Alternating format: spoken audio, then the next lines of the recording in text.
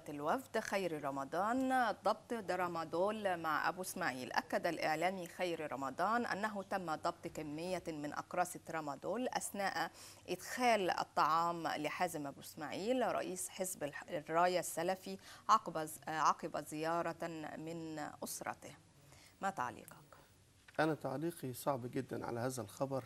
يعني لما يبقى قيادة سلفية أو أيا كان وضعه وبياخد ترامادول، يعني فأنا عايز أقول يعني ده موقف يعني صعب جدا.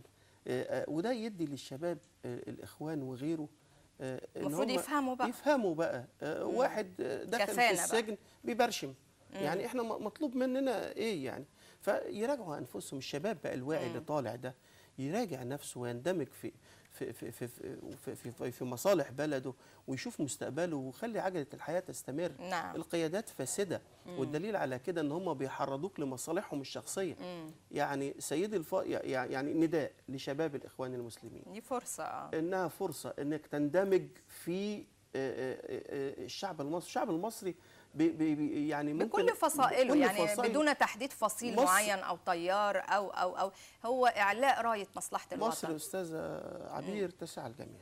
نعم. فاتركوا هذه القيادات وما اقترفت ايديهم يتلقوا جزائهم. نعم. النهارده لما واحد يقتل واحد ولا واحد يحرض على القتل، ليس احد فوق القانون. وبعدين لا استاذ احد عبير فوق القانون. بيبرشم يا استاذ عبير. قياده كان مرشح بيرشح نفسه لرئاسه الجمهوريه ويبرشم، فما بالك اذا كان نجح بدعم من اموال قطر وغيره وغيره، كان هيبقى موقفنا ايه؟ يعني